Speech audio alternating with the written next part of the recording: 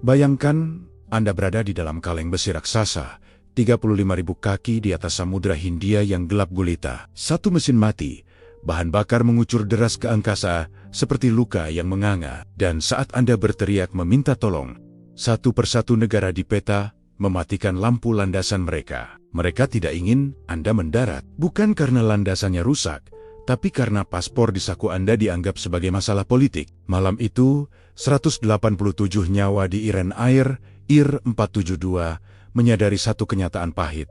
Di langit yang luas ini, mereka sendirian. Namun, di tengah keputusasaan itu, sebuah suara dari menara kontrol di Jakarta memecah kesunyian. Inilah kisah tentang pendaratan darurat yang hampir menjadi tragedi internasional. Sebuah momen di mana kemanusiaan diuji di titik terendahnya.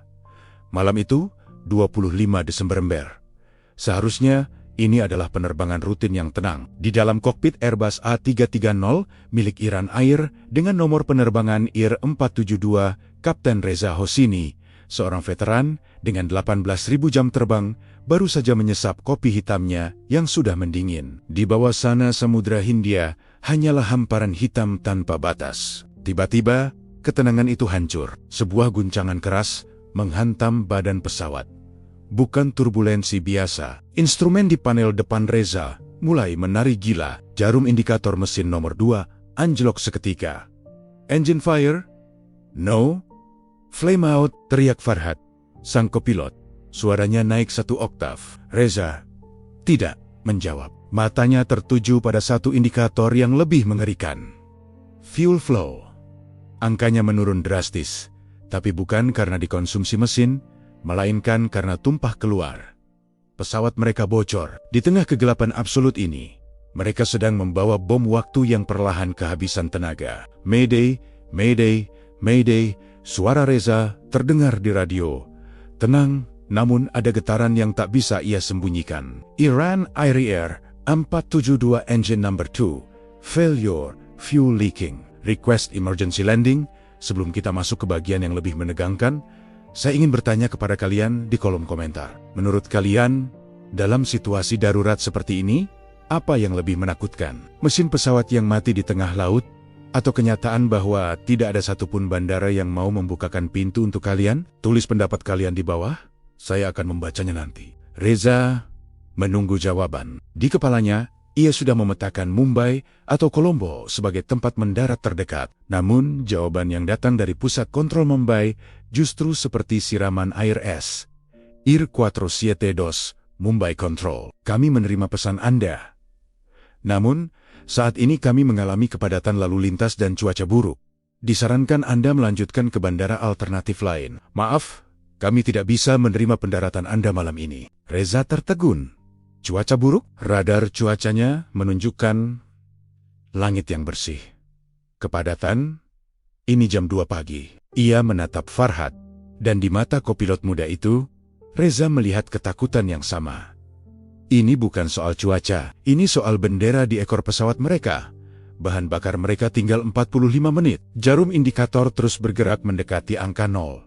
Dan di luar sana, dunia baru saja menutup pintu pertamanya. Keheningan di kokpit IR-472 setelah penolakan Mumbai terasa lebih memekakan telinga daripada suara mesin yang rusak. Kapten Reza Hosini menatap keluar jendela samping. Di sana, di kegelapan sayap kanan, ia tidak bisa melihat kebocoran itu, tapi ia bisa merasakannya. Setiap detik yang berlalu, ratusan kilogram aftur terbuang percuma ke atmosfer, seperti darah yang mengalir dari luka yang tak bisa dibalut. Coba Colombo, perintah Reza singkat. Suaranya serak. Farhad sang kopilot segera memutar frekuensi. Colombo kontrol ini, Iran, IR-472. Kami dalam keadaan darurat, kebocoran bahan bakar parah dan kegagalan mesin. Meminta izin pendaratan segera. Ada jeda selama beberapa detik. Jeda yang menyiksa. Di ujung sana mungkin ada seorang operator yang sedang menatap layar radar, melihat titik kecil bernama IR-472, lalu menoleh ke arah atasannya yang memberikan gelengan kepala pelan. IR-472, Colombo Control. Kami tidak bisa memberikan izin pendaratan saat ini karena alasan keamanan pangkalan. Disarankan Anda melanjutkan ke Kuala Lumpur, semoga beruntung. Klik. Komunikasi diputus sepihak. Keamanan pangkalan, Farhad memukul dashboard dengan kepalan tangannya. Kita membawa 187 orang, bukan bom. Apa mereka tidak mengerti? Reza hanya diam. Matanya terpaku pada indikator bahan bakar. Angkanya kini menunjukkan sisa waktu terbang kurang dari 40 menit. Jika mereka tidak segera mendarat, gravitasi akan mengambil alih tugas mesin. Ia tahu apa yang sebenarnya terjadi. Di balik mahameya diplomatik yang jauh dari awan ini, sebuah instruksi tak tertulis telah menyebar secepat kilat. Jangan biarkan pesawat Iran itu mendarat. Jangan cari masalah politik di malam Natal ini. Satu persatu Reza dan Farhad mencoba menghubungi titik-titik cahaya di peta navigasi mereka. Singapura, runway sedang dalam pemeliharaan, jawab mereka. Sebuah alasan teknis yang terasa seperti kebohongan yang rapi. Perth, Australia, tidak tersedia untuk lalu lintas internasional non-jadwal di malam hari. Kuala Lumpur, jawaban yang diterima jauh lebih dingin. Mereka bahkan tidak memberikan alasan teknis, hanya satu kata, negatif. Dunia seolah mendadak menjadi sangat kecil dan sempit bagi IR-472. Bayangkan, perasaan 187 penumpang di belakang sana. Mereka mungkin sedang berdoa, memeluk anak-anak mereka, atau menulis pesan terakhir di secari kertas, tidak tahu bahwa di barisan paling depan, sang kapten sedang berjuang melawan tembok tak kasat mata yang dibangun oleh politik internasional. Kapten, suara Farhad bergetar. Bahan bakar kita tinggal 30 menit. Kita tidak akan sampai ke daratan manapun. Jika terus begini, kita akan berakhir di laut. Reza memejamkan mata sejenak. Ia teringat wajah istrinya di Teheran. Ia teringat janjinya untuk pulang. Namun, sebagai pilot, ia dididik untuk tidak menyerah pada rasa takut. Ia kembali memegang kemudi dengan erat. Ia harus menemukan satu saja celah di tembok raksasa ini. Satu saja orang yang masih memiliki nurani di atas instruksi politik. Coba Jakarta, bisik Reza. Jakarta? Farhad ragu. Itu cukup jauh dari rute asli kita, Kapten. Dan kalau mereka menolak juga, coba saja. Potong Reza tegas. Itu adalah harapan terakhir kita. Di bawah sana di sebuah menara kontrol di Jakarta, yang mungkin sedang sepi. Sebuah sinyal darurat mulai berkedip di layar radar. Sebuah panggilan yang akan mengubah segalanya malam itu. Kegelapan di dalam kokpit IR-472 kini terasa begitu menyesakkan, seolah-olah oksigen di sana ikut menipis bersamaan dengan habisnya bahan bakar. Cahaya merah dari lampu indikator darurat memantul di kaca jendela, menyinari wajah Kapten Reza yang tampak 10 tahun lebih tua hanya dalam hitungan menit. Di ada panja angka pada pengukur bahan bakar, bukan lagi sebuah data statistik, melainkan hitung mundur menuju maut. Jarum itu terus bergerak ke kiri, melewati batas aman, memasuki zona merah yang menandakan bahwa mesin nomor satu-satunya harapan mereka bisa mati kapan saja karena kehausan. Di luar, Samudra Hindia tetap membisu. Tidak ada lampu kapal. Tidak ada cahaya bintang yang menembus awan tebal di bawah mereka. Hanya ada mereka, sebuah titik besi kecil yang sekarat di tengah samudra yang maha luas. Reza bisa membayangkan 187 orang di belakangnya. Di kabin yang redup, mungkin ada seorang balita yang tertidur lelap di pangkuan ibunya, tidak menyadari bahwa hidupnya kini tergantung pada seutas kabel radio dan nurani seorang asing di ribuan mil jauhnya. Jari-jari Reza yang gemetar meraih tombol frekuensi. Ia mengatur radio ke wilayah udara Indonesia. Ia tahu, secara politis, ini adalah pertaruhan. Jika Jakarta memberikan jawaban yang sama dengan Mumbai atau Kolombo, maka habislah sudah. Tidak akan ada cukup bahan bakar untuk berbalik atau mencari alternatif lain. Pilihan mereka hanya dua, mendarat di landasan beton atau tenggelam di kedalaman air yang dingin. Dengan napas yang berat, ia menekan tombol push to talk. Suaranya tidak lagi lantang, seperti saat ia memulai penerbangan dari Teheran. Suara itu kini hanya berupa bisikan yang syarat dengan keputusasaan. Jakarta Kontrol. Jakarta Kontrol. Ini Iran Air, IR-472. Kami dalam keadaan darurat besar. Mesin satu tidak stabil, kebocoran bahan bakar parah.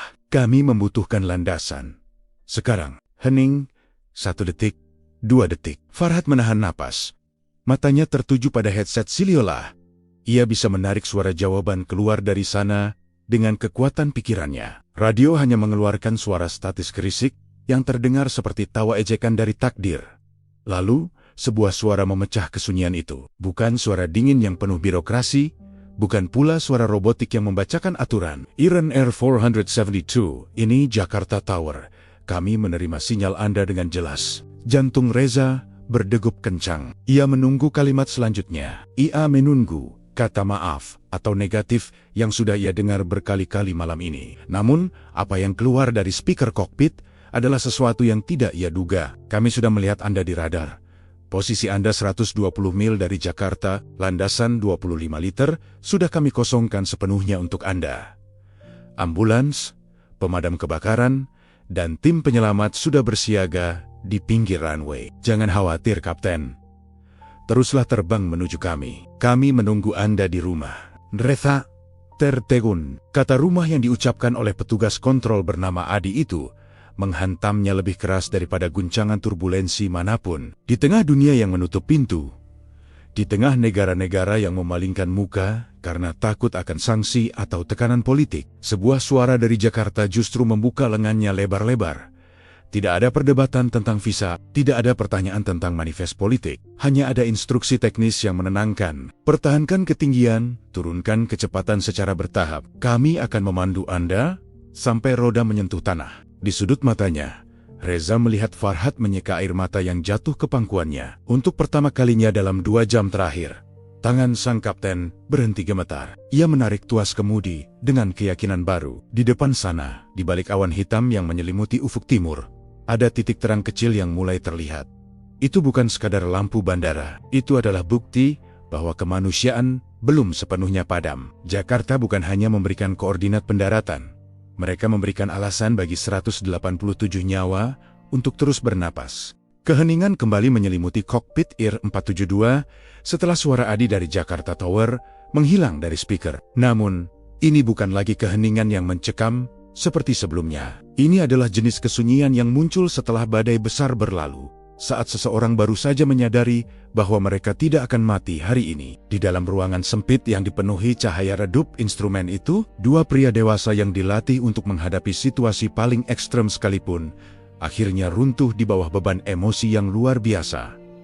Farhad adalah yang pertama. Bahunya yang tegang sejak dari Samudra Hindia tiba-tiba merosot. Ia menundukkan kepala, membiarkan dahinya menyentuh tepian panel kontrol yang dingin. Isak tangis yang tertahan sejak 2 jam lalu, kini keluar begitu saja, pelan namun menyesakkan. Ia memikirkan istrinya yang sedang hamil di Teheran, memikirkan bagaimana hampir saja anaknya tumbuh tanpa pernah mengenal wajah ayahnya, hanya karena sebuah izin mendarat yang ditahan oleh politik dunia. Tangisnya bukan karena takut akan maut yang masih mengintai, melainkan karena rasa syukur yang tak terhingga atas sebuah pintu yang akhirnya terbuka. Kapten Reza Hosini tetap memegang kemudi dengan tangan yang masih gemetar.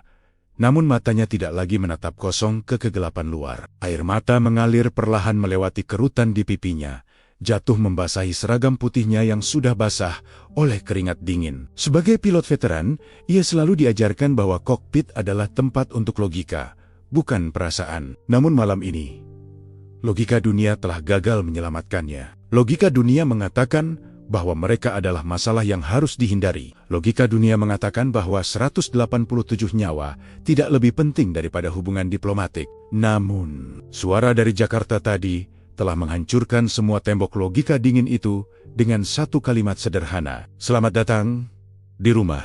Reza menarik napas panjang, mencoba menjernihkan penglihatannya yang kabur oleh air mata. Di depannya, jarum bahan bakar masih berada di zona kritis.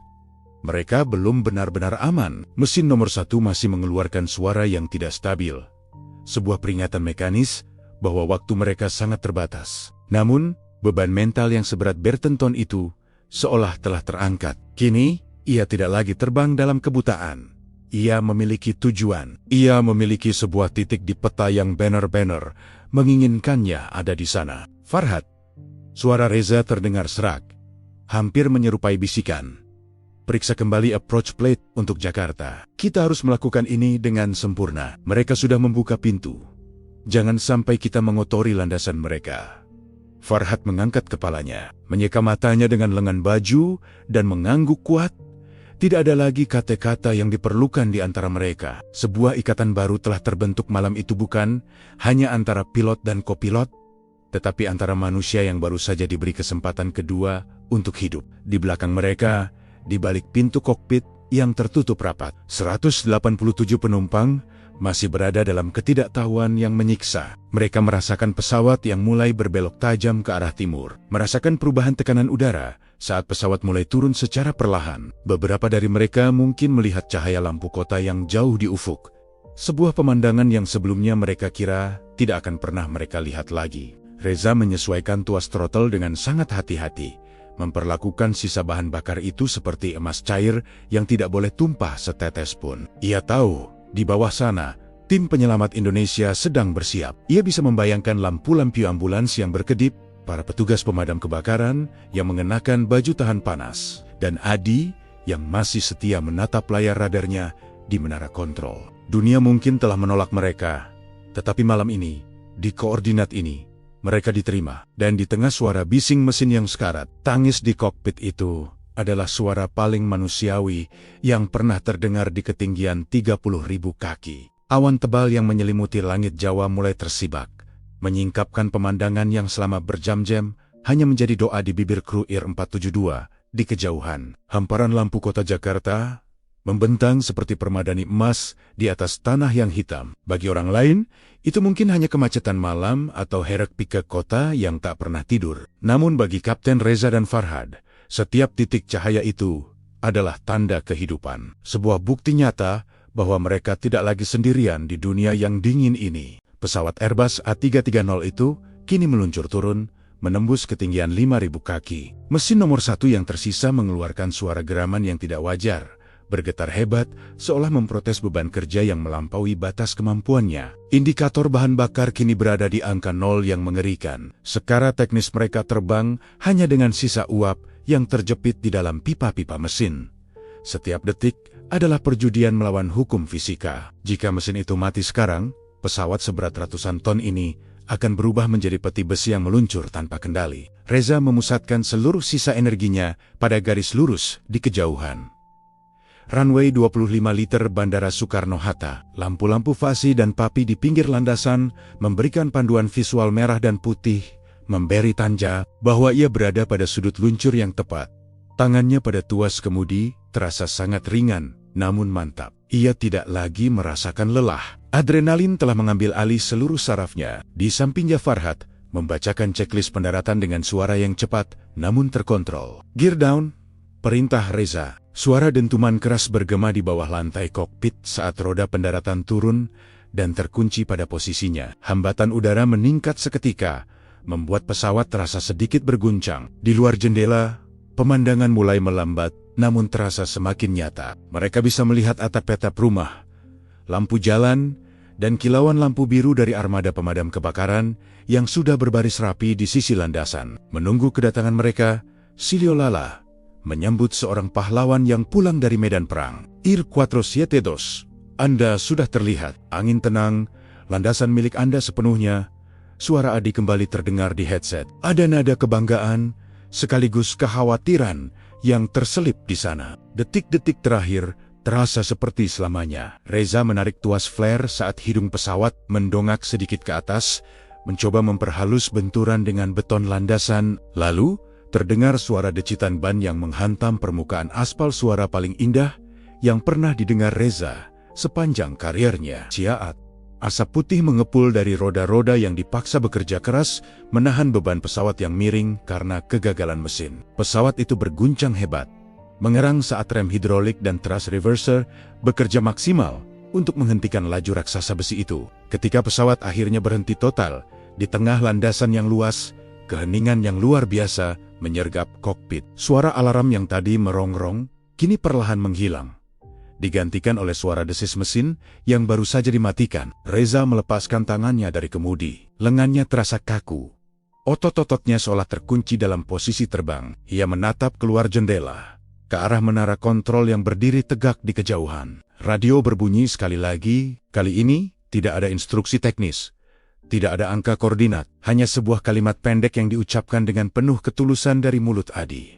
Alhamdulillah. Selamat datang di Jakarta Iran Air 472. Anda sudah aman sekarang. Reza tidak bisa menjawab dengan kata-kata. Ia hanya menekan tombol radio 2 kali, memberikan sinyal klik-klik sebagai tanda terima kasih yang tak terucapkan. Di belakang mereka, pintu kabin terbuka dan udara lembab Jakarta yang hangat masuk memenuhi ruangan. Udara itu berbau tanah dan hujan. Bau yang menandakan bahwa mereka tidak berakhir di dasar samudera. 187 nyawa telah selamat, bukan karena keajaiban teknologi, melainkan karena sebuah keputusan sederhana di sebuah menara di Jakarta, keputusan untuk tetap menjadi manusia di saat dunia memilih untuk berpaling. Bab 6, banding 800 kg per menit. Setelah roda pesawat berhenti dan mesin benar-benar mati, keheningan di dalam kokpit terasa begitu berat. Hampir sama menyesakkannya dengan kebisingan alarm beberapa saat lalu. Namun, di balik keheningan itu, data yang tertera di layar komputer penerbangan menceritakan kisah yang jauh lebih mengerikan daripada apa yang dirasakan oleh panca indera. Kapten Reza menatap layar fuel prediction yang kini membeku, menampilkan angka terakhir sebelum sistem kehilangan tekanan. Angka itu adalah ke-800 kg bahan bakar per menit. Untuk membayangkan betapa mengerikannya angka itu, bayangkan sebuah mobil tangki raksasa yang isinya dikosongkan hanya dalam hitungan menit ke udara bebas. Aftur, cairan yang seharusnya menjadi nyawa bagi mesin-mesin raksasa itu, tidak lagi mengalir menuju ruang bakar. Sebaliknya, ia menyembur keluar dari retakan pipa distribusi utama di mesin nomor 2, terbuang percuma ke kegelapan Samudra Hindia. Cairan itu menguap seketika menjadi kabut putih di tengah tekanan udara tinggi,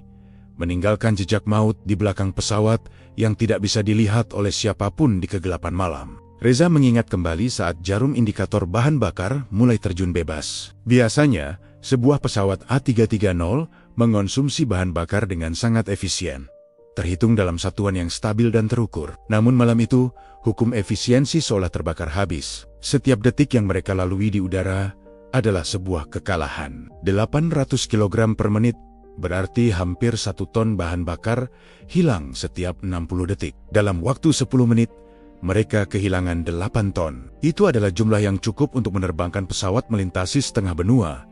Namun malam itu, ia hanya habis untuk membasahi sayap dan mencemari udara. Kebocoran ini bukan sekadar kerusakan teknis. Ini adalah luka terbuka pada arteri utama pesawat. Tekanan hidrolik mulai ikut terpengaruh karena sistem yang saling berkaitan. Ketika mesin nomor 2 mati karena kekurangan asupan, beban kerja mesin nomor 1 meningkat 2 kali lipat secara instan. Mesin kiri yang tersisa harus bekerja ekstra keras untuk menjaga beban ratusan ton tetap berada di langit, sementara ia sendiri juga terancam oleh penurunan tekanan bahan bakar yang sistemik. Reza dan Farhad sempat bertukar pandang saat menyadari laju kehilangan ini di ketinggian 35.000 kaki. Mereka tahu, secara matematis, mereka sudah mati sejak 1 jam yang lalu. Jika mereka mengikuti prosedur standar untuk terus terbang menuju bandara alternatif yang jauh, mereka akan kehabisan tenaga bahkan sebelum sempat memulai proses pendaratan. Udara di sekitar sayap akan berhenti memberikan daya angkat,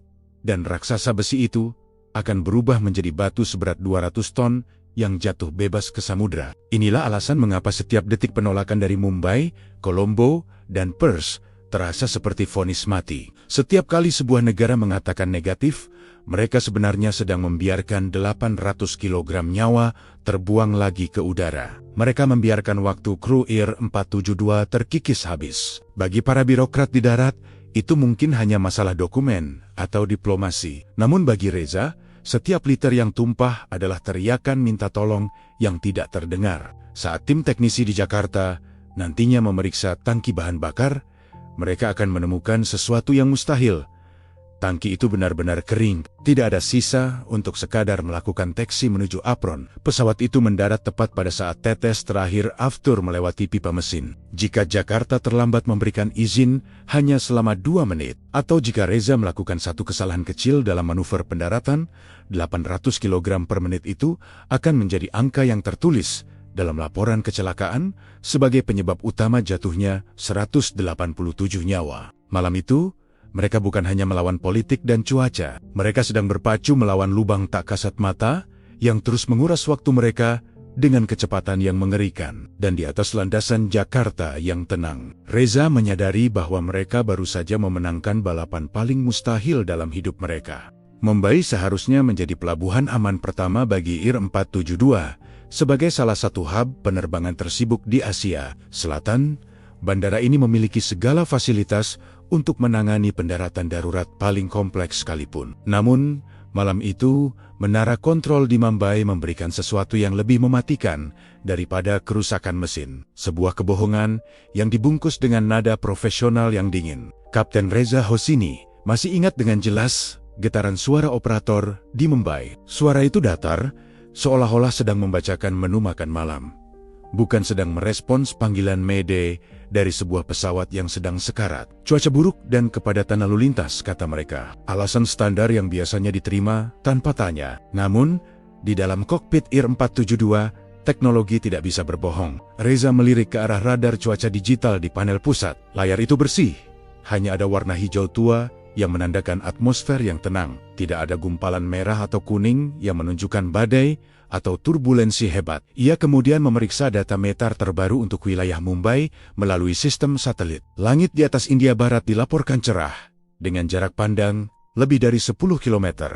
Angin pun tenang. Pernyataan tentang cuaca buruk adalah sebuah fabrikasi murni, sebuah tameng asap yang diciptakan untuk menyembunyikan keengganan mereka menerima pesawat dengan bendera Iran di ekornya. Lalu, soal kepadatan lalu lintas, jarum jam menunjukkan pukul 2 pagi. Pada jam-jam seperti ini, langit di atas Mumbai biasanya melambat. Frekuensi radio internasional biasanya hanya diisi oleh 1 atau 2 pesawat kargo yang melintas di ketinggian jelajah. Tidak ada antrean pesawat yang menunggu untuk mendarat. Tidak ada kemacetan di landasan. Reza merasakan pahit di lidahnya. Ia menyadari bahwa di balik dinding kaca menara kontrol Mumbai yang mewah, telah terjadi sebuah diskusi singkat yang gelap. Sebuah panggilan telepon mungkin telah masuk dari Kementerian Luar Negeri atau otoritas yang lebih tinggi, memberikan instruksi singkat, cari alasan apapun, tapi jangan biarkan mereka menyentuh aspal kita. Kebohongan ini adalah bentuk pengkhianatan yang paling nyata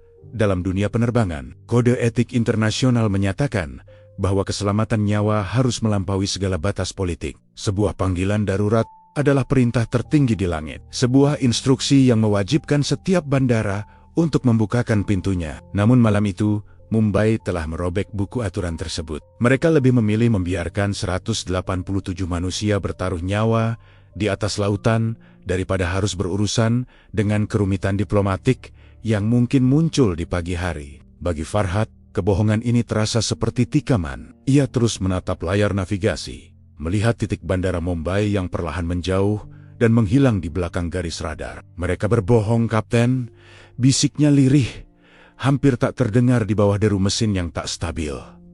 Reza tidak menjawab. Tahu. Berdebat dengan operator yang hanya menjalankan perintah adalah membuang-buang oksigen dan waktu yang sudah sangat terbatas. Efek dari kebohongan Mumbai sangatlah fatal. Penolakan ini menciptakan efek domino bagi bandara-bandara selanjutnya. Colombo, Singapura, hingga Perth seolah mendapat legitimasi untuk melakukan hal yang sama. Jika bandara sebesar Mumbai saja menolak dengan alasan teknis, maka bandara lain merasa aman untuk ikut menutup pintu. Mereka semua menggunakan bahasa birokrasi yang rapi untuk menyembunyikan ketakutan mereka pada tekanan politik. IR-472 terus terbang, semakin menjauh dari daratan Asia daratan, semakin dalam masuk ke dalam isolasi yang diciptakan oleh Kebahongen. Bihongen ini, di bawah cahaya lampu kokpit yang kemerahan, Reza menyadari satu hal. Malam ini, mereka tidak sedang menghadapi badai alam. Mereka sedang menghadapi badai kebencian dan ketidakpedulian manusia. Dan di atas Samudra Hindia yang luas, kebohongan dari Mumbai itu bergema seperti lonceng kematian yang terus berbunyi, mengingatkan mereka bahwa mereka adalah paria di langit dunia yang modern. Dinding kokpit yang kedap suara mungkin berhasil menyembunyikan percakapan putus asa antara Kapten Reza dan menara kontrol Mumbai, namun mereka tidak bisa menyembunyikan hukum fisika. Di dalam kabin IR-472, 187 penumpang mulai merasakan ada yang tidak beres sejak guncangan pertama menghantam di atas Samudra Hindia. Lampu kabin yang tadinya terang benderang untuk layanan makan malam tiba-tiba berkedip dan meredup, menyisakan pencahayaan darurat berwarna kuning pucat yang membuat wajah setiap orang terlihat seperti hantu. Tanda. Kenakan sabuk pengaman menyala dengan bunyi ding yang tajam dan berulang-ulang sebuah suara yang dalam penerbangan normal berarti turbulensi ringan. Namun malam ini terdengar seperti lonceng peringatan. Di baris tengah, seorang ibu memeluk erat anak laki-lakinya yang terbangun karena perubahan tekanan udara. Ia berusaha tersenyum, namun matanya terus menatap ke arah jendela. Di luar sana, kegelapan begitu pekat, namun sesekali kilatan lampu di ujung sayap memperlihatkan sesuatu yang mengerikan. Kabut putih tipis yang menyembur deras dari mesin nomor 2. Bau aftur mulai merayap masuk ke dalam kabin melalui sistem sirkulasi udara. Itu bukan bau bahan bakar biasa yang tercium di bandara. Itu adalah bau kematian yang mentah dan menyengat. Para penumpang mulai saling berbisik. Seorang pria berjas di baris depan terus menekan tombol panggil pramugari, namun tidak ada jawaban. Di bagian belakang, seorang kakek tua mulai merapalkan doa dengan suara lirih. Sebuah ritme yang perlahan diikuti oleh penumpang di sekitarnya. Pramugari yang biasanya berjalan dengan langkah anggun dan senyum profesional kini bergerak dengan gerakan yang kaku dan cepat. Mereka tidak lagi menawarkan kopi atau teh. Mereka berjalan menyusuri lorong, memeriksa apakah sabuk pengaman sudah terpasang dengan kencang, dan memastikan tidak ada barang bawaan yang menghalangi jalan keluar. Wajah mereka pucat, bibir mereka terkatup rapat, mencoba menyembunyikan getaran di tangan mereka saat menyentuh sandaran kursi. Mohon tetap tenang dan tetap di kursi Anda. Suara kepala pramugari terdengar melalui interkom. Suaranya berusaha tetap datar, namun ada retakan di ujung kalimatnya yang tidak bisa disembunyikan. Tiba-tiba, pesawat miring secara tajam ke satu sisi. Suara mesin nomor 1 yang tersisa meraung lebih keras, mencoba mengompensasi hilangnya tenaga dari mesin sebelahnya. Di kabin, suara tangis bayi mulai pecah, diikuti oleh isak tangis orang dewasa yang tidak lagi mampu menahan rasa takut. Mereka tahu mereka berada di atas air. Mereka tahu bahwa di bawah lantai pesawat ini hanya ada ribuan mil samudra yang dalam dan dingin. Beberapa penumpang mulai mengeluarkan ponsel mereka, mencoba mencari sinyal yang tidak mungkin ada, atau sekadar menulis pesan singkat untuk orang-orang tercinta yang mungkin tidak akan pernah terkirim. Seorang pemuda di kursi dekat jendela terus menatap sayap pesawat yang bergetar hebat. Ia bisa merasakan setiap detak jantung mesin yang sekarat itu melalui ujung jarinya yang menyentuh dinding pesawat. Ketegangan di baris penumpang ini bukan hanya tentang takut jatuh. Ini adalah ketegangan dari ketidakpastian. Mereka merasa pesawat ini sedang berjuang, mereka merasa dunia di bawah sana sedang menutup diri, dan mereka terjebak di dalam sebuah kapsul besi yang perlahan lehen kehabisan napas. Di dalam ruang sempit itu, 187 nyawa kini berada dalam satu frekuensi yang sama. Sebuah harapan tipis agar raksasa besi ini tidak menyerah pada gravitasi sebelum mereka menemukan sebidang tanah untuk berpijak. Pesawat Air M472 sekarang bergerak memasuki wilayah informasi penerbangan Kuala Lumpur. Bagi Kapten Reza, wilayah udara ini seharusnya menjadi titik balik yang melegakan. Hubungan antara Iran dan Malaysia biasanya cukup stabil dalam urusan penerbangan sipil, dan Bandara KLIA adalah lokasi yang sangat ia kenal. Namun, dalam dunia penerbangan internasional malam itu, apa yang tertulis di atas kertas dokumen resmi harus kalah oleh tekanan besar yang terjadi di balik pintu-pintu birokrasi yang tertutup. Sambil memegang kendali mesin yang terus bergetar tidak stabil, Reza memberikan isyarat kepada Farhad untuk menghubungi kontrol wilayah udara Malaysia. Ia tidak lagi sekadar meminta bantuan navigasi. Ia meminta izin untuk mendarat darurat atas dasar kegagalan mesin dan kebocoran bahan bakar yang sudah masuk ke tahap sangat kritis. Ia berharap ada kebijakan kemanusiaan, sebuah pengecualian bagi pesawat yang hampir kehabisan tenaga ini. Namun, respon yang datang melalui radio tidak berisi alasan cuaca buruk seperti yang diberikan oleh Mumbai sebelumnya. Jawaban dari kontrol udara di Kuala Lumpur jauh lebih prosedural dan terasa sangat dingin. Mereka menanyakan diplomatic clearance number atau nomor izin diplomatik khusus. Ini adalah nomor izin yang dalam kondisi normal diurus Birmingham sebelum sebuah pesawat diizinkan mendarat. Reza mencoba menjelaskan kembali melalui radio bahwa ini adalah situasi Mayday, sebuah keadaan darurat di mana keselamatan 187 nyawa manusia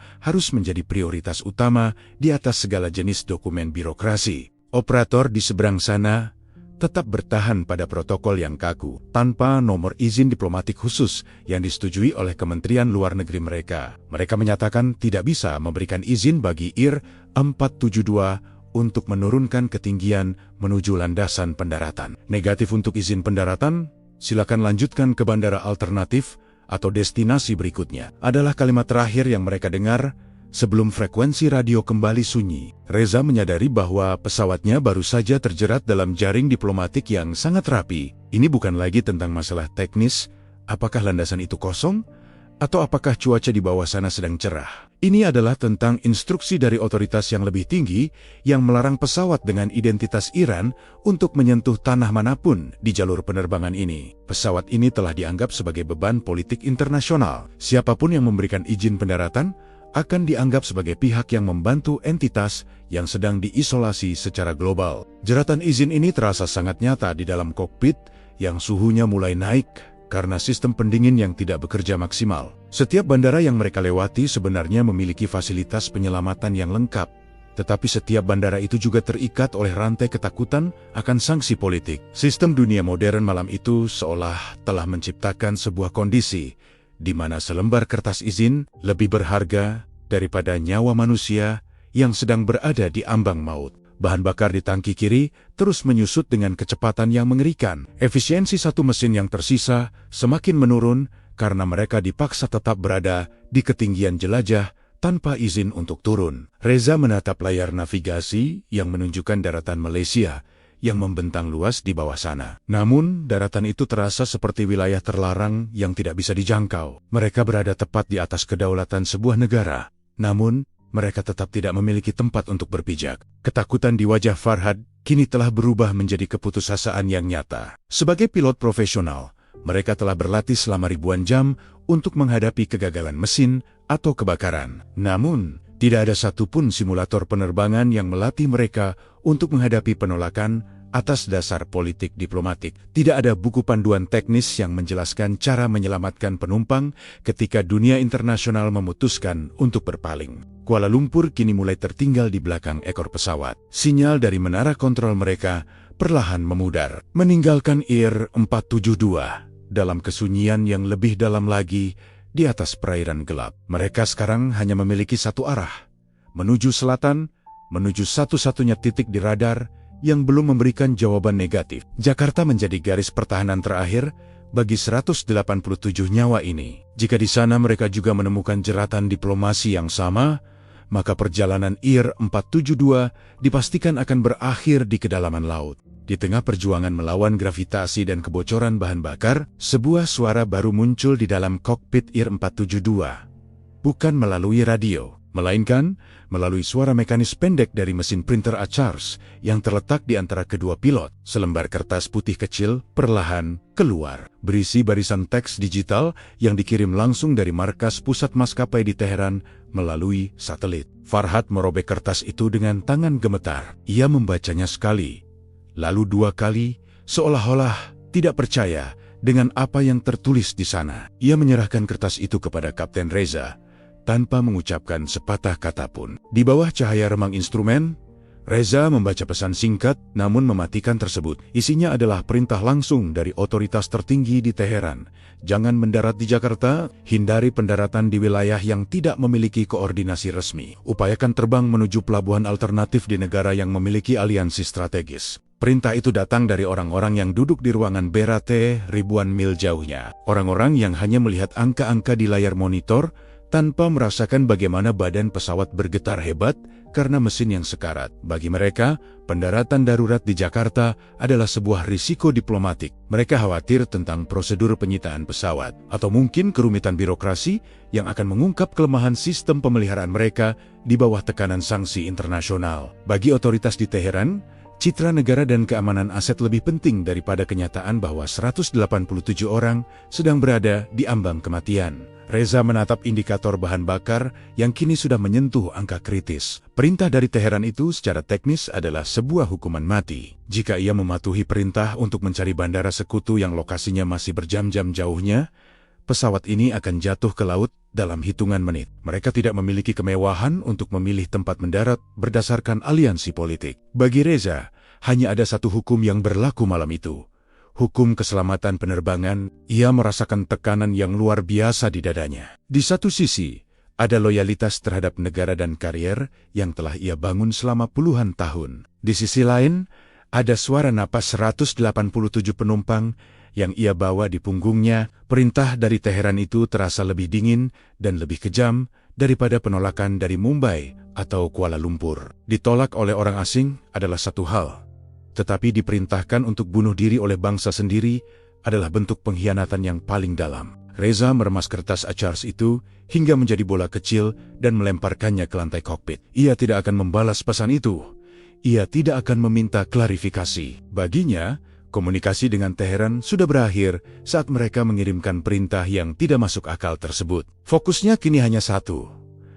Landasan 25 liter di Jakarta yang sudah menunggu di depan mata. Farhad menatap kaptennya, mencari kepastian dalam ekspresi wajah yang keras itu. Ia tahu bahwa mengikuti perintah markas pusat adalah kewajiban.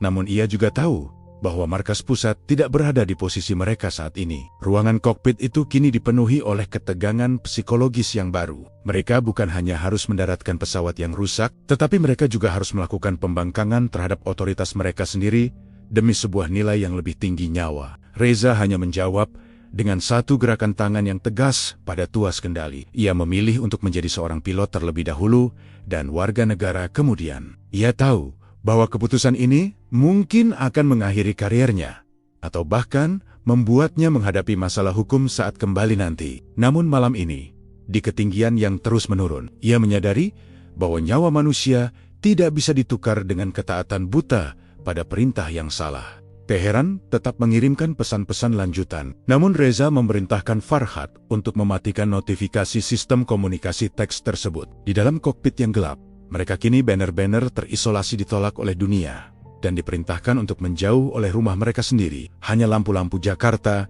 yang tetap berkedip di kejauhan, memberikan sambutan tanpa syarat di tengah kepungan perintah yang terlarang. Kapten Reza Hosini menyadari bahwa setiap menit yang ia habiskan untuk terbang menuju Jakarta adalah satu langkah lebih dekat menuju akhir karier profesionalnya. Di bawah cahaya merah instrumen kokpit yang redup, ia menatap panel kendali yang telah menjadi dunianya selama 3 dekade terakhir. 30 tahun ia mengabdikan hidupnya untuk maskapai ini, membangun reputasi sebagai pilot yang disiplin dan selalu mematuhi protokol. Namun malam ini, keputusannya untuk mengabaikan perintah langsung dari markas pusat di Teheran telah mengubah segalanya. Ia tahu mendarat di Jakarta tanpa izin diplomatik yang disetujui oleh negaranya sendiri adalah bentuk pembangkangan berat yang akan berujung pada konsekuensi hukum yang sangat serius. Dalam pikirannya, Reza sudah bisa membayangkan apa yang akan terjadi setelah roda pesawat menyentuh landasan. Akan ada laporan investigasi yang panjang, pencabutan lisensi terbang secara permanen, dan kemungkinan interogasi oleh pihak keamanan negara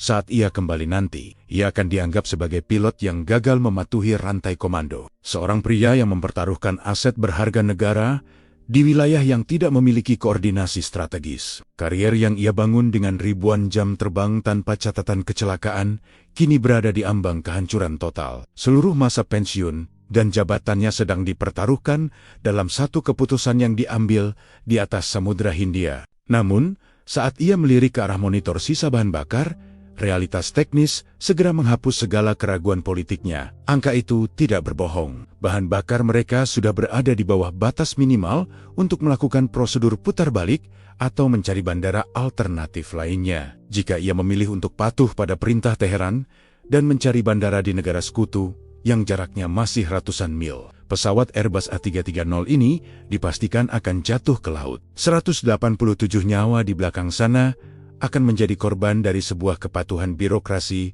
yang tidak masuk akal. Reza memikirkan wajah para penumpang yang ia lihat saat proses masuk ke pesawat di Teheran. Ia mengingat seorang kakek yang dibantu masuk ke kabin, pasangan muda yang sedang melakukan perjalanan pertama mereka, dan beberapa anak kecil yang membawa mainan. Bagi mereka, pilot adalah pelindung terakhir. Mereka tidak tahu tentang pesan Akars yang memerintahkan pesawat untuk menjauh dari Jakarta. Mereka hanya tahu bahwa mereka ingin selamat. Reza menyadari bahwa integritas seorang pilot tidak diukur dari seberapa patuh ia pada perintah kantor, melainkan dari seberapa besar tanggung jawabnya dalam melindungi setiap nyawa yang ia bawa. Suasana di kokpit menjadi sangat sunyi. Farhad Kopilotnya tidak mengeluarkan suara sedikit pun, ia hanya terus memantau instrumen, memberikan ruang bagi Reza untuk memproses beban mental yang luar biasa ini. Tidak ada kata-kata yang bisa meringankan beban seorang kapten yang harus memilih antara masa depan pribadinya dan nyawa orang banyak. Reza tahu bahwa ia sedang melakukan pertukaran yang sangat tidak adil bagi dirinya sendiri. Namun ia juga tahu bahwa ia tidak akan bisa hidup dengan beang-beang ratusan nyawa yang hilang hanya karena ia takut kehilangan pekerjaan. Setiap detik yang berlalu memperkuat keputusannya. Ia melepaskan segala kekhawatiran tentang sidang disiplin atau sanksi yang menantinya di rumah. Baginya, tugas utamanya malam ini adalah mengantarkan 187 orang ini ke atas tanah yang stabil.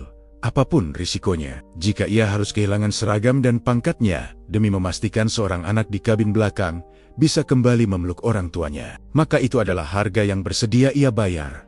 Keputusannya sudah bulat, Jakarta adalah tujuannya, dan keselamatan manusia adalah satu-satunya hukum yang ia patuhi malam ini. Di depan sana, lampu-lampu Jakarta mulai terlihat lebih terang, menembus kabut tipis di Cakrawala. Kota itu tidak peduli pada masalah politik yang sedang berkecamuk di dalam kokpit ini. Landasan 25 liter tetap terbuka, menawarkan keselamatan yang tidak bisa diberikan oleh negara asalnya sendiri saat ini. Reza menyesuaikan tuas tenaga mesin dengan tangan yang mantap. Ia telah memilih untuk mengakhiri kariernya dengan cara yang paling bertanggung jawab, dengan menyelamatkan semua orang yang dipercayakan kepadanya. Udara di ketinggian 15.000 kaki terasa semakin padat saat R-472 perlahan-lahan kehilangan ketinggiannya. Setelah menempuh ratusan mil, hanya dengan satu jantung yang berdetak, mesin nomor 111-nya, harapan yang tersisa mulai menunjukkan gejala kelelahan yang mematikan. Suara dengungan mesin yang biasanya stabil dan menghibur, kini mulai berubah menjadi serangkaian bunyi batuk mekanis yang kering dan tajam. Pop, pop. Suara itu adalah compressor surge, sebuah peringatan bahwa mesin tersebut sedang berjuang keras untuk menghirup udara di tengah pasokan bahan bakar yang sudah tercampur uap dan kotoran dari dasar tangki yang kering. Di dalam kokpit, jarum indikator pada panel N1 yang menunjukkan kecepatan putaran mesin mulai menari tidak beraturan. Setiap kali suara batuk itu terdengar, badan pesawat bergetar hebat, seolah-olah ada raksasa tak kasat mata yang sedang mengguncang sayap kiri. Kapten Reza merasakan getaran itu langsung melalui tulang punggungnya yang bersandar pada kursi pilot. Ia tahu persis apa arti suara itu. Mesin tersebut sedang tercekik. Jika putaran mesin terus melambat, mereka akan menghadapi flame out total kondisi, di mana api di dalam ruang bakar padam sepenuhnya, dan pesawat akan berubah menjadi glider seberat ratusan ton tanpa daya dorong sedikit pun. Reza menurunkan tuas tenaga secara perlahan, sejauh yang ia berani. Ia mencoba mencari titik keseimbangan, di mana mesin masih bisa memberikan daya dorong tanpa harus terbatuk terlalu keras. Tangannya tetap menempel pada tuas itu, merasakan setiap getaran kecil sialohala. Ia sedang memegang nadi seseorang yang sedang sekarat. Di sampingnya Farhat terus memantau EGT, exhaust gas, temperatur yang mulai merayap naik ke zona merah. Mesin itu sedang memanas secara berlebihan karena dipaksa bekerja di luar batas kemampuannya. Suhu naik. Kapten, lapor Farhat singkat. Suaranya hampir tenggelam oleh deru mesin yang tidak stabil. Reza hanya mengangguk pelan. Ia tidak ingin mematikan mesin itu. Mematikan mesin berarti kehilangan seluruh sistem hidrolik dan kelistrikan utama. Mereka akan terjatuh dalam kegelapan total. Sebelum sempat melihat lampu landasan, ia harus membiarkan mesin itu terus batuk, terus berjuang, setidaknya sampai mereka berada dalam jarak luncur menuju Jakarta. Di luar jendela, ia bisa melihat bila-bila turbin mesin nomor 2 yang sudah mati total, diam membeku seperti nisan di tengah langit malam. Kontras itu memberikan tekanan psikologis yang luar biasa.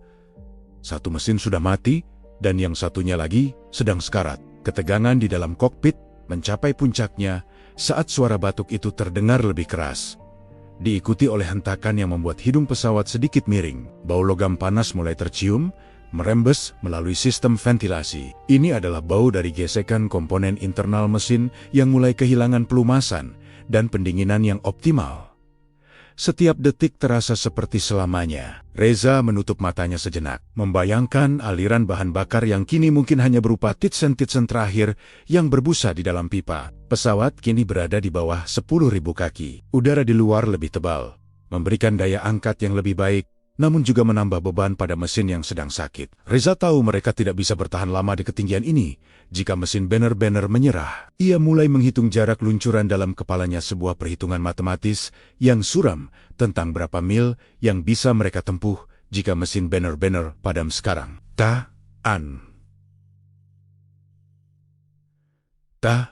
Tahan sedikit lagi, bisik Reza pada mesinnya, seolah-olah benda mati itu adalah makhluk hidup yang bisa mendengar permohonannya. Di depan mereka, awan-awan rendah mulai tersibak, memperlihatkan kilauan lampu-lampu di pesisir utara Jawa. Namun, suara batuk dari mesin nomor 1 kembali terdengar.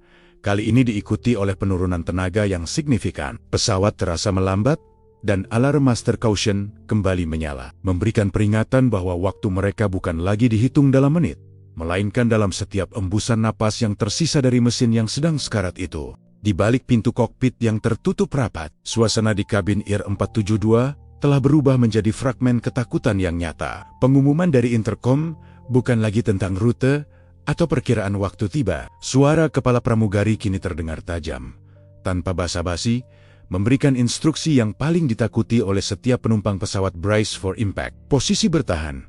Kalimat itu bergema di seluruh lorong kabin, memutus sisa-sisa harapan tentang pendaratan yang normal. Lampu kabin dimatikan sepenuhnya untuk memastikan mata penumpang terbiasa dengan kegelapan. Jika terjadi evakuasi darurat, hanya cahaya biru dari lampu penunjuk jalan di lantai yang menyala, memberikan kesan suram seperti lorong menuju ketidakpastian. Di setiap kursi, tubuh-tubuh mulai membungkuk. Sesuai instruksi, mereka melipat tangan di depan kursi atau memeluk lutut mereka sendiri, menempelkan dahi pada sandaran kursi di depan. Ini adalah posisi terakhir manusia sebelum menghadapi benturan keras sebuah upaya kecil melawan hukum fisika yang raksasa. Di baris kursi 14, seorang ibu muda mendekap erat anak laki-lakinya yang masih kecil. Ia tidak lagi menangis. Air matanya sudah kering, digantikan oleh ketenangan yang mematikan. Ia membisikkan doa-doa pendek tepat di telinga anaknya, mencoba menutupi suara gemuruh mesin yang sekarat di luar sana. Sang anak, yang tidak sepenuhnya mengerti apa yang terjadi, hanya bisa merasakan pelukan ibunya yang semakin erat, seolah-olah dekapan itu bisa menjadi perisai dari hantaman logam dan aspal. Di sekitar mereka, orang-orang asing yang tidak pernah saling bicara, kini terikat dalam nasib yang sama. Seorang pria tua di baris seberang menggenggam tangan istrinya dengan begitu kuat hingga buku jarinya memutih. Sebuah janji tanpa kata bahwa mereka akan menghadapi apapun yang terjadi bersama-sama. Pesawat kini berguncang lebih hebat saat menyentuh lapisan udara yang lebih padat di ketinggian rendah. Setiap kali badan pesawat bergetar, suara derit material komposit dan logam terdengar jelas. Seolah-olah pesawat itu sendiri sedang mengerang kesakitan. Para pramugari sudah duduk di kursi tugas mereka, terikat kencang oleh sabuk pengaman 4 titik. Mereka terus meneriakkan instruksi dengan ritme yang teratur. Heads down, stay down, tundukkan kepala, tetap di bawah. Suara mereka adalah satu-satunya jangkar yang menjaga kewarasan para penumpang di tengah kegelapan total. Dari jendela kecil di samping kabin, kilatan lampu-lampu Jakarta mulai terlihat melintas dengan kecepatan tinggi. Kota itu terlihat begitu dekat, namun terasa begitu sulit untuk digapai. Setiap lampu jalan dan lampu gedung tampak seperti garis-garis cahaya yang memanjang karena kecepatan pesawat yang masih terlalu tinggi untuk mendarat tanpa mesin yang stabil. Penumpang yang masih berani melirik keluar melihat sayap pesawat yang bergetar tidak wajar, dengan uap bahan bakar yang masih sesekali menyembur keluar seperti asap dari luka yang belum kering. Keheningan yang mencekam menyelimuti kabin di antara teriakan instruksi pramugari. Tidak ada lagi suara tangisan bayi, tidak ada lagi bisikan. Yang tersisa hanya suara napas yang memburu dan suara mesin nomor 1 yang terus batuk dalam upaya terakhirnya memberikan daya dorong. Mereka semua tahu bahwa dalam hitungan detik, roda pesawat akan menghantam daratan. Apakah mereka akan berhenti dengan selamat atau berakhir dalam bola api di ujung landasan? Tidak ada yang tahu. Dalam posisi bertahan itu, 187 nyawa Sioliola sedang menahan napas secara kolektif, memasrahkan hidup mereka pada tangan Kapten Reza di depan dan pada keberuntungan yang telah menjauhi mereka sepanjang malam. Ruang kabin terasa semakin sempit saat tekanan udara berubah drastis. Perasaan jatuh yang tiba-tiba membuat perut terasa mual. Ini adalah momen di mana waktu seolah melambat secara paksa. Setiap detail kecil menjadi begitu nyata. Bau kain kursi, suara gesekan baju, dan detak jantung sendiri yang terdengar seperti genderang perang. Di luar jendela, permukaan landasan pacu Jakarta yang hitam kini sudah berada tepat di bawah mereka, menunggu untuk menerima beban berat dari sebuah drama yang sudah berlangsung terlalu lama di langit. Hantaman pertama terasa begitu kasar. Roda pendaratan utama menyentuh aspal runway 25 liter Jakarta dengan kecepatan yang jauh di atas normal. Karena mesin nomor 2 mati total dan mesin nomor 1 kehilangan tenaga secara drastis, Kapten Reza terpaksa mendaratkan pesawat dengan kecepatan tinggi untuk menjaga daya angkat tetap ada hingga detik terakhir. Badan pesawat Airbus A330 yang berat itu menghantam beton landasan dengan energi kinetik yang luar biasa besar. Lalu, di tengah raungan mesin yang melakukan reverse terus secara maksimal, terdengar suara itu, pop, pop, pop. 3 ledakan beruntun yang terdengar seperti tembakan meriam di bawah lantai kabin. Ban-ban pada roda pendaratan utama tidak kuat menahan beban dan panas yang dihasilkan oleh pengereman mendadak. Karet-karet hitam itu pecah, hancur berkeping-keping, meninggalkan velg logam yang kini bergesekan langsung dengan aspal landasan. Bunga api memercik hebat dari bawah perut pesawat, menciptakan garis cahaya terang di tengah kegelapan malam Jakarta. Pesawat itu mulai miring ke arah kanan, tertarik oleh beban mesin yang mati dan ban yang hancur. Di dalam kokpit, Kapten Reza dan Farhat berjuang mati-matian. Mereka menginjak pedal rem sekuat tenaga. Sementara tangan mereka mencengkeram tuas kendali untuk menjaga agar raksasa besi ini tidak meluncur keluar dari landasan dan terperosok ke area rumput yang lunak. Jika pesawat keluar dari landasan, ia bisa terbalik. Dan dengan sisa uap bahan bakar yang masih ada, ledakan bisa terjadi kapan saja. Bau karet terbakar dan logam yang panas mulai masuk ke dalam kabin penumpang. Getaran yang dirasakan bukan lagi sekadar guncangan udara, melainkan getaran keras yang merambat dari landasan langsung ke tulang belakang siapapun yang ada di dalam pesawat. Penumpang tetap dalam posisi brace, menundukkan kepala, sementara suara teriakan pramugari "Stay down, stay down" terus terdengar di tengah kebisingan mekanis yang memekakan telinga. Setiap meter yang dilalui di atas landasan terasa seperti perjalanan yang tak berujung. Pesawat IHIR 472 terus melambat secara perlahan, meninggalkan jejak goresan dalam di aspal landasan 25 liter di sisi landasan. Armada pemadam kebakaran dan ambulans yang sudah menunggu mulai bergerak mengejar pesawat yang sedang meluncur miring itu. Lampu-lampu biru dan merah mereka memantul di badan pesawat yang putih, menciptakan pemandangan yang mencekam sekaligus melegakan. Akhirnya, setelah meluncur sejauh hampir 2 km, pesawat itu berhenti total. Ia berhenti dalam posisi sedikit melenceng dari garis tengah landasan, condong ke satu sisi karena ban yang hancur. Mesin nomor 1 yang tadinya terbatuk kini benar-benar padam, meninggalkan keheningan yang mendadak dan terasa sangat asing. Asap putih tebal mengepul dari bagian roda, menutupi sebagian badan pesawat. Di dalam kokpit, Reza melepaskan pegangannya pada tuas rem. Kakinya kaku, seluruh tubuhnya gemetar karena lonjakan adrenalin yang kini perlahan menurun. Ia melihat ke jendela samping. Di sana, para petugas pemadam kebakaran sudah mulai menyemprotkan busa ke arah roda untuk mencegah terjadinya kebakaran akibat panas yang ekstrem.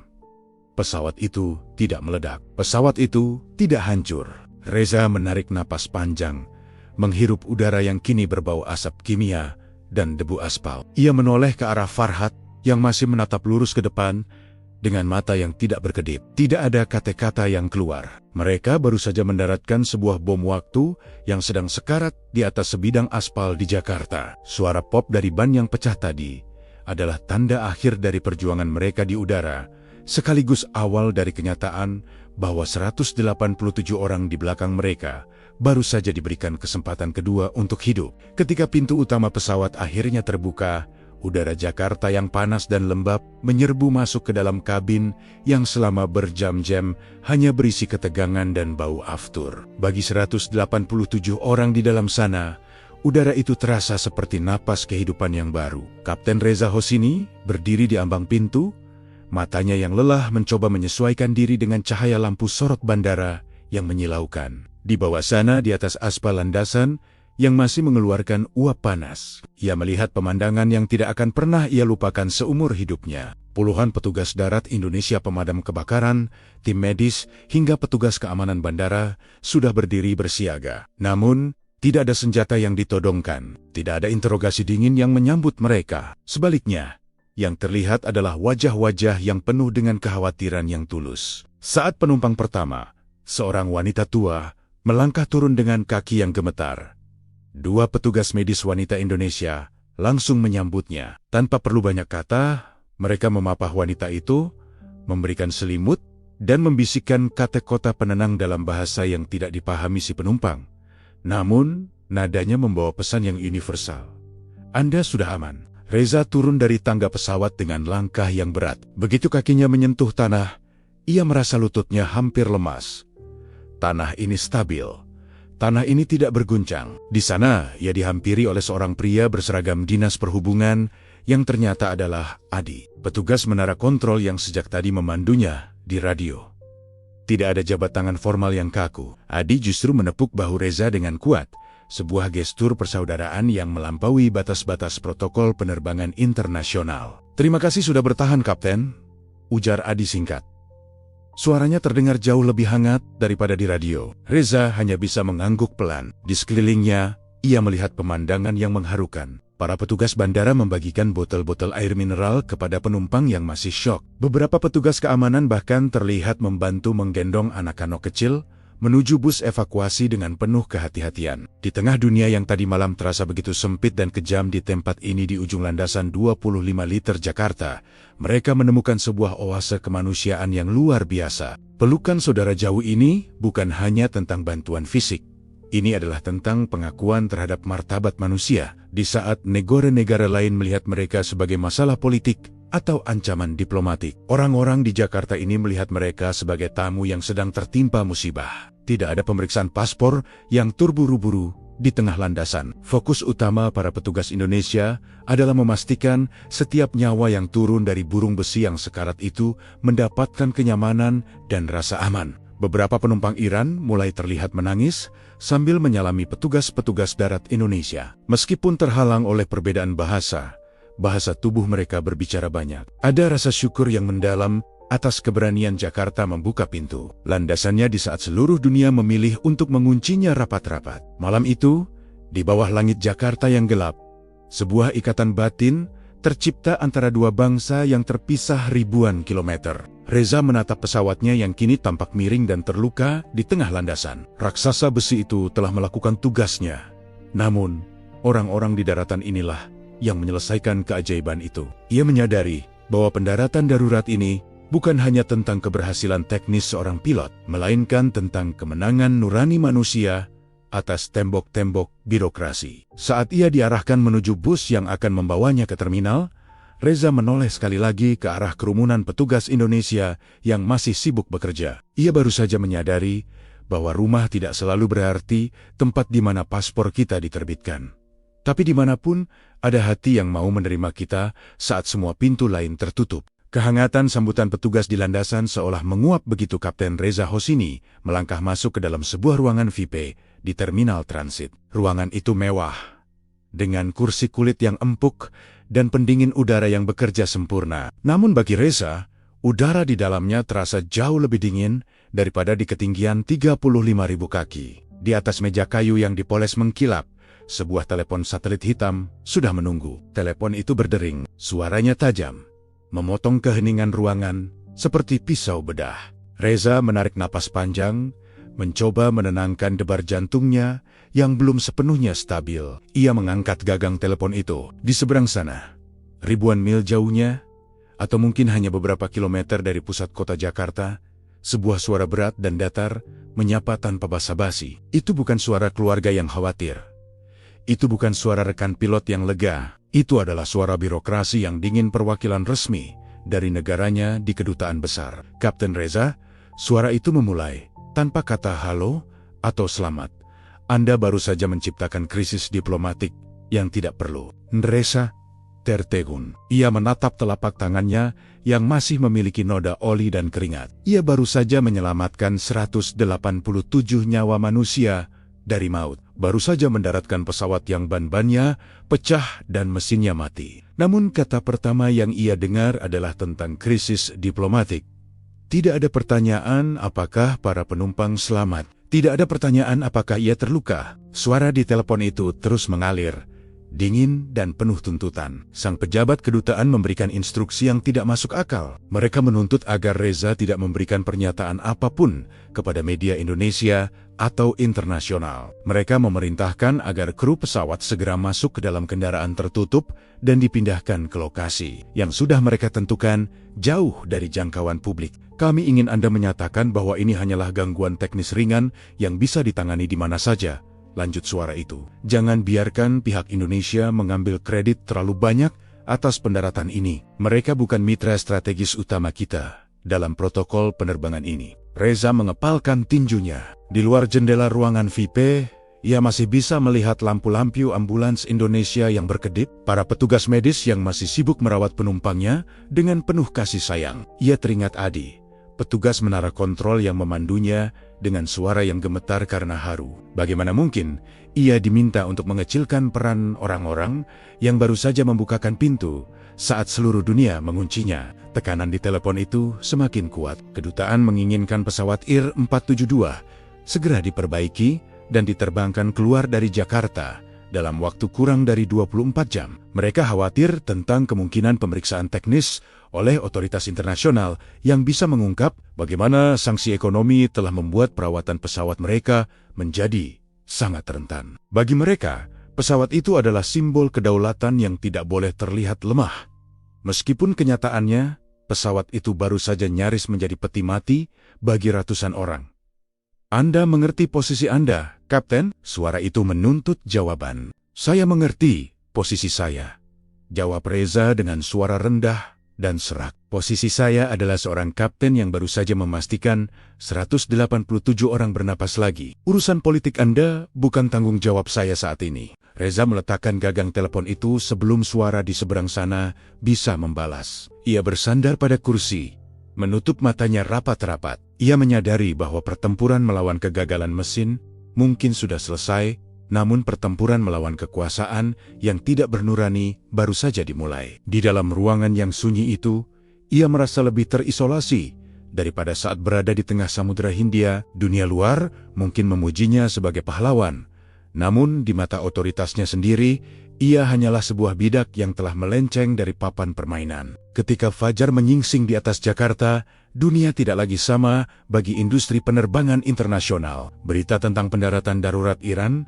IR-472, menyebar lebih cepat daripada api di media sosial. Di layar televisi di seluruh dunia, mulai dari CNN, Al Jazeera, hingga BBC. Gambar pesawat Airbus A330 yang miring di landasan 25 liter Bandara Soekarno-Hatta menjadi berita utama yang terus diputar. Rekaman video amatir dari salah satu petugas darat yang memperlihatkan ban pesawat pecah dan percikan api saat menyentuh aspal menjadi viral dalam hitungan jam. Tagar Jakarta menjadi tren global. Publik internasional mulai mempertanyakan satu hal yang sangat mengganggu. Mengapa sebuah pesawat yang membawa 187 nyawa harus terbang ribuan mil melintasi berbagai negara hanya untuk menemukan satu pintu yang terbuka? Di platform media sosial, kemarahan publik mulai mengarah kepada otoritas penerbangan di Mumbai, Colombo, Kuala Lumpur, dan Singapura. Data penerbangan dari situs pelacak radar menunjukkan jalur penerbangan IR-472 yang berkelok-kelok, menggambarkan upaya putus asa kru pesawat mencari tempat mendarat. Para analis penerbangan dan ahli hukum internasional mulai angkat bicara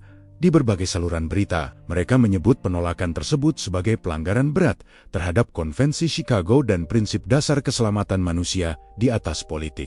Di Jakarta sendiri, sentimen publik sangat kuat. Warga Indonesia bangga akan tindakan cepat otoritas bandara dan menara kontrol. Namun, di balik kebanggaan itu, muncul tekanan internasional yang besar. Pemerintah Indonesia berada di posisi yang sulit. Di satu sisi, mereka dipuji karena tindakan kemanusiaan mereka. Di sisi lain, mereka mulai menerima nota diplomatik dari negara-negara yang terlibat, yang mencoba membenarkan tindakan penolakan mereka dengan berbagai alasan teknis yang dibuat-buat. Berita semakin memanas ketika bocoran rekaman percakapan antara R472 dan Menara Kontrol Mumbai mulai beredar di internet. Dunia mendengar suara operator Mumbai yang dingin menolak pendaratan darurat tersebut. Kontras antara penolakan itu dan sambutan hangat dari Jakarta Tower menciptakan narasi pahlawan dan penjahat dalam skala global. Media internasional mulai menjuluki pendaratan ini sebagai keajaiban Natal di Jakarta.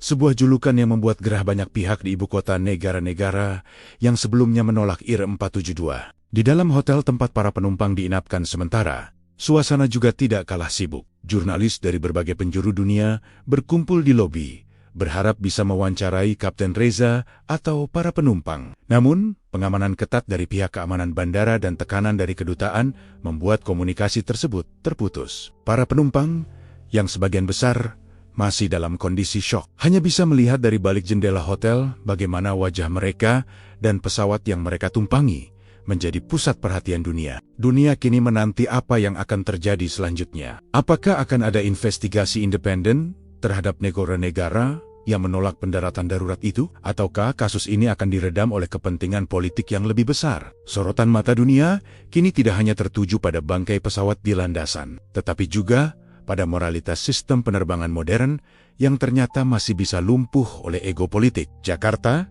yang tadinya hanya menjadi titik transit darurat, kini berdiri tegak sebagai panggung di mana kemanusiaan sedang diuji di bawah lampu sorot internasional yang sangat terang. Ketika fajar menyingsing di atas Jakarta, dunia tidak lagi sama bagi industri penerbangan internasional. Berita tentang pendaratan darurat Iran, RR472, menyebar lebih cepat daripada api di media sosial. Di layar televisi di seluruh dunia, mulai dari CNN, Al Jazeera, hingga BBC. Gambar pesawat Airbus A330 yang miring di landasan 25 liter Bandara Soekarno-Hatta menjadi berita utama yang terus diputar. Rekaman video amatir dari salah satu petugas darat yang memperlihatkan ban pesawat pecah dan percikan api saat menyentuh aspal menjadi viral dalam hitungan jam. Tagar Jakarta menjadi tren global. Publik internasional mulai mempertanyakan satu hal yang sangat mengganggu. Mengapa sebuah pesawat yang membawa 187 nyawa harus terbang ribuan mil melintasi berbagai negara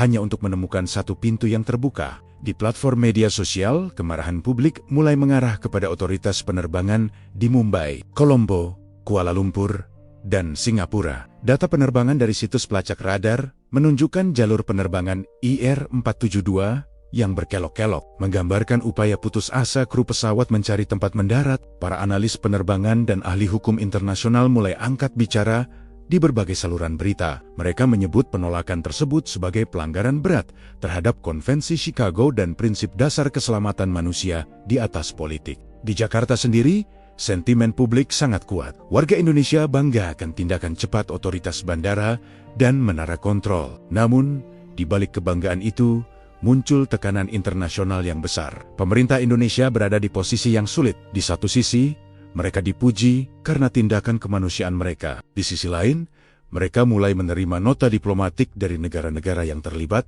yang mencoba membenarkan tindakan penolakan mereka dengan berbagai alasan teknis yang dibuat-buat. Berita semakin memanas ketika bocoran rekaman percakapan antara R472 dan Menara Kontrol Mumbai mulai beredar di internet. Dunia mendengar suara operator Mumbai yang dingin menolak pendaratan darurat tersebut. Kontras antara penolakan itu dan sambutan hangat dari Jakarta Tower menciptakan narasi pahlawan dan penjahat dalam skala global. Media internasional mulai menjuluki pendaratan ini sebagai keajaiban Natal di Jakarta.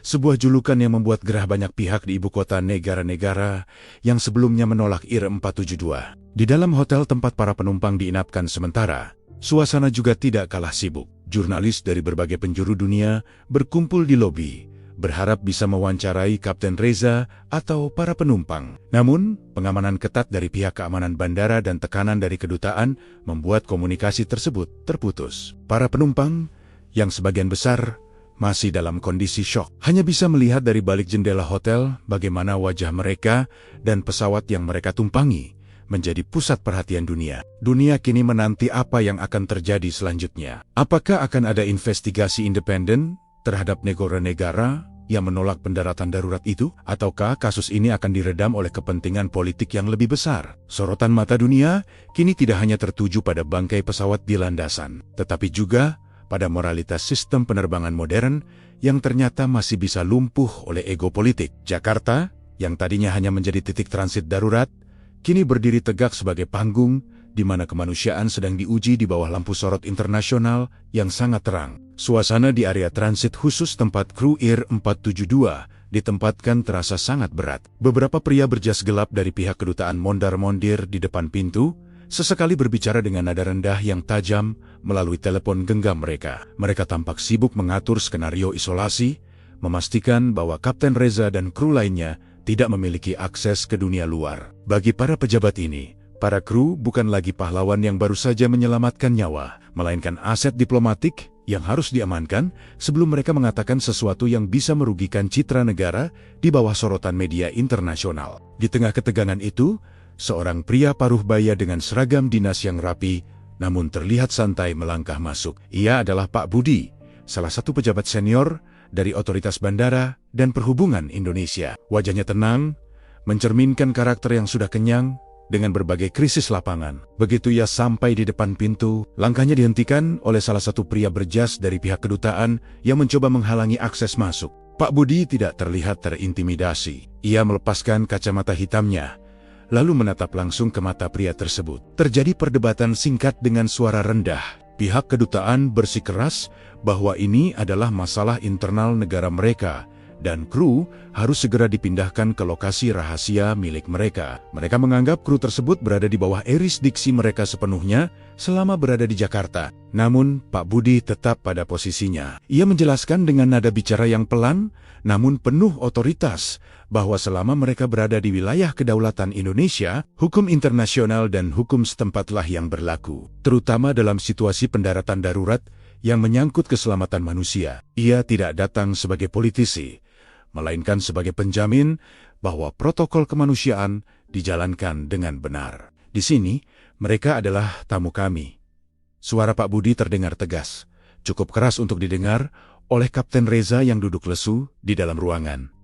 Mereka baru saja melewati maut. Prioritas kami adalah kesehatan fisik dan mental mereka, bukan urusan administrasi atau politik kalian. Selama mereka belum mendapatkan istirahat yang cukup dan pemeriksaan medis yang tuntas, mereka tetap di bawah perlindungan kami. Pak Budi kemudian melangkah masuk ke dalam ruangan, mengabaikan protes dari pejabat kedutaan. Begitu melihat Kapten Reza, ia tidak menanyakan soal kotak hitam atau izin terbang. Ia justru memberikan isyarat kepada petugas hotel untuk membawakan nampan berisi teh hangat dan makanan ringan tradisional Indonesia. Gestur sederhana ini meruntuhkan dinding pertahanan emosional Reza yang sejak tadi mencoba bersikap tegar di depan orang-orang dari negaranya. Reza merasakan bahwa di ruangan ini ia tidak lagi diperlakukan sebagai objek investigasi atau beban diplomatik. Ia melihat bagaimana Pak Budi memastikan setiap kru mendapatkan tempat tidur yang layak dan penanganan medis jika diperlukan. Pak Budi secara implisit menegaskan bahwa Jakarta tidak akan membiarkan mereka menjadi tahanan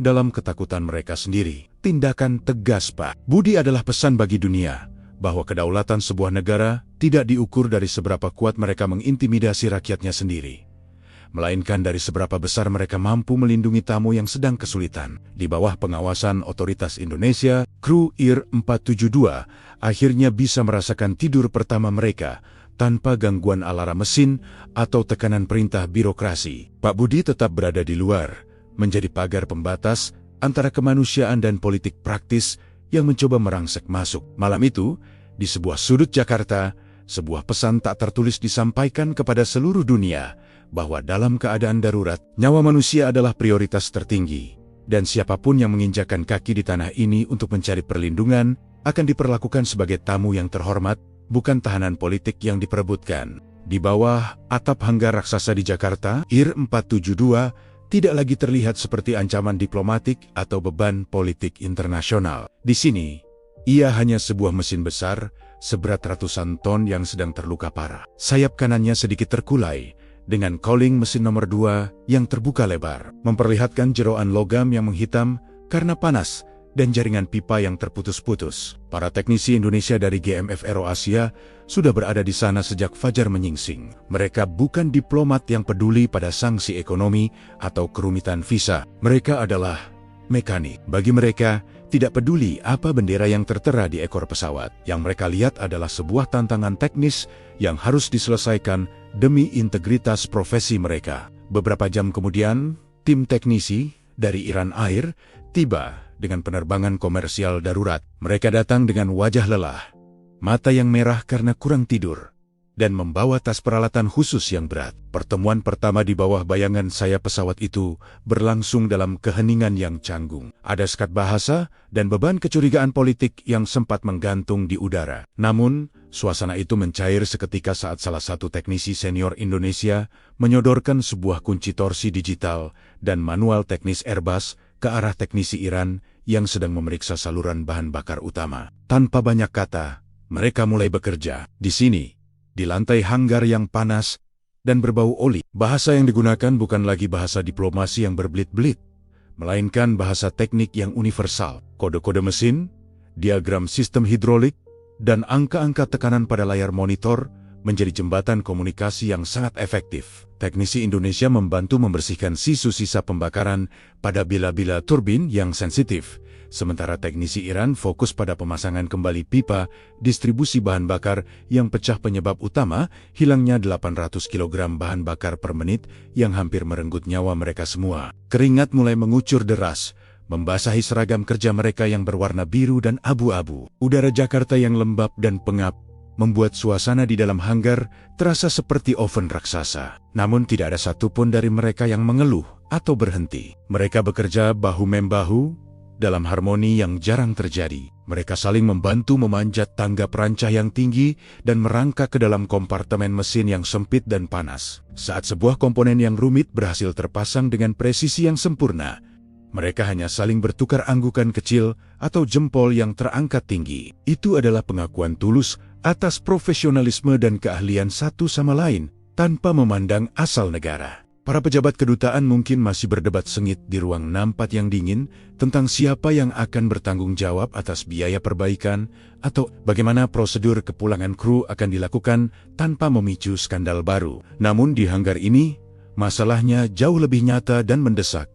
Memastikan raksasa besi ini benar-benar layak terbang kembali. Kerjasama ini membuktikan bahwa di tingkat akar rumput, kemanusiaan dan sains seringkali lebih jujur dan efektif daripada retorika politik. Teknisi Indonesia tidak pernah bertanya mengapa pesawat ini ditolak di bandara-bandara negara tetangga. Fokus mereka hanyalah memastikan bahwa ketika pesawat ini kembali ke angkasa, tidak akan ada lagi suara batuk yang mengerikan dari mesinnya. Matahari mulai tenggelam di ufuk barat Jakarta, menyisipkan cahaya jingga ke dalam hanggar dan menyinari badan pesawat yang kini sudah mulai dibersihkan dari noda asap pendaratan darurat. Bagian roda yang hancur dan ban yang meledak semalam kini sudah diganti dengan set roda yang baru dan kokoh.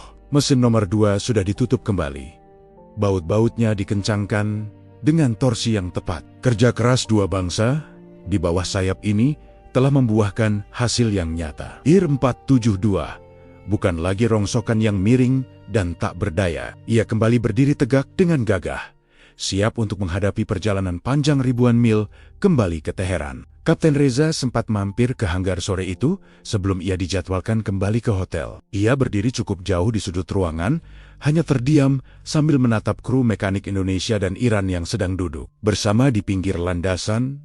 Setelah pekerjaan selesai, mereka terlihat berbagi botol air mineral dan sesekali tertawa kecil sambil saling menunjukkan foto keluarga di ponsel masing-masing. Meskipun mereka tidak benar-benar memahami kata-kata satu sama lain, pemandangan itu memberikan Reza sebuah keyakinan yang belum pernah ia rasakan sebelumnya, bahwa meski dunia di atas sana dipenuhi dengan batas-batas negara, sanksi dan larangan, di darat, di atas lantai hanggar yang penuh oli ini, manusia masih bisa menemukan cara untuk saling membantu demi sebuah nilai yang jauh lebih tinggi dari politik, yaitu keselamatan dan nyawa sesama. Malam kembali turun di Jakarta, membawa udara yang sedikit lebih dingin setelah hujan sore hari. Di ujung landasan 25 liter Bandara Soekarno-Hatta, pesawat Iran Air Ir-472 berdiri dengan angkuh. Tidak ada lagi miring pada badannya. Tidak ada lagi uap bahan bakar yang menyembur liar. Pesawat itu kini telah pulih, siap untuk kembali menantang langit. Namun, suasana di dalam kokpit malam ini terasa sangat berbeda dibandingkan beberapa malam yang lalu. Kapten Reza Hosini duduk di kursinya.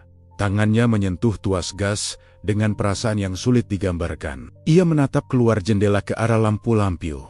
Menara kontrol yang berdiri tegak di kegelapan. Ia tahu, begitu roda pesawat ini meninggalkan tanah Indonesia, ia akan kembali ke dunia yang penuh dengan interogasi, ancaman karier, dan tatapan dingin dari otoritasnya sendiri. Ponselnya masih tergeletak di kantong seragam dalam keadaan mati. Ia sengaja tidak menyalakannya, karena ia tahu ada puluhan pesan kemarahan yang sedang menumpuk di sana. Namun, malam ini, ia memilih untuk tidak peduli. Radio di headsetnya berbunyi pelan. Itu adalah suara Adi, petugas menara kontrol yang telah menjadi malaikat pelindung mereka. Iran Air 472, Anda diizinkan untuk lepas landas dari landasan 25 liter. Selamat jalan, Kapten. Semoga perjalanan Anda aman sampai tujuan. Suara Adi terdengar sedikit bergetar. Sebuah perpisahan yang lebih dari sekadar prosedur standar. Reza menekan tombol radio. Terima kasih, Jakarta. Terima kasih untuk semuanya. Kami tidak akan pernah melupakan malam ini.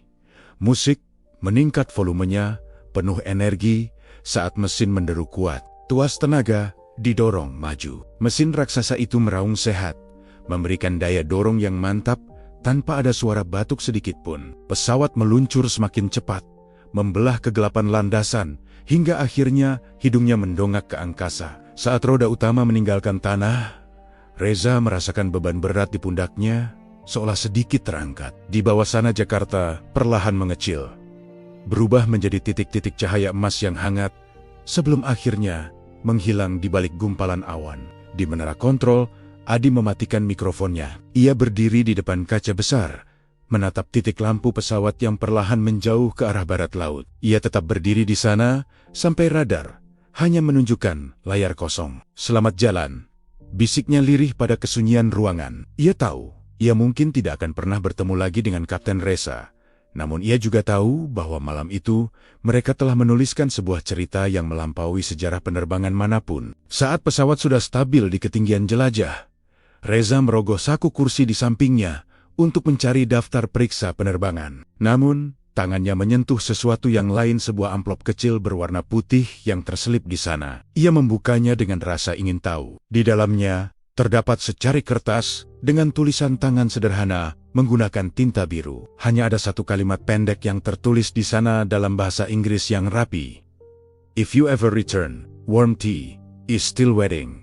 Jika suatu hari kau kembali, teh hangat masih menunggu. Reza tertegun. Ia menatap kertas itu cukup lama, membiarkan kalimat sederhana dari Adi itu meresap ke dalam hatinya. Di tengah ancaman dan ketidakpastian yang menantinya di rumah, ia baru saja menyadari bahwa ia telah meninggalkan sepotong hatinya di Jakarta. Ia melipat kembali kertas itu dengan hati-hati dan menyimpannya di saku seragamnya, tepat di atas jantungnya. Dunia mungkin akan mengingat IR 472 sebagai insiden pendaratan darurat yang dramatis. Media akan terus berdebat tentang politik dan sanksi. Namun bagi Kapten Reza, bagi 187 penumpang, dan bagi para petugas di Jakarta, malam itu adalah bukti bahwa kemanusiaan tidak mengenal batas negara. Di atas Samudra Hindia yang luas dan gelap, IR 472 terus terbang menuju ufuk barat. Pesawat itu membawa kembali nyawa-nyawa yang selamat. Namun ia juga membawa pesan abadi, bahwa di saat dunia menutup semua pintunya, selalu ada satu pintu yang terbuka bagi mereka yang membutuhkan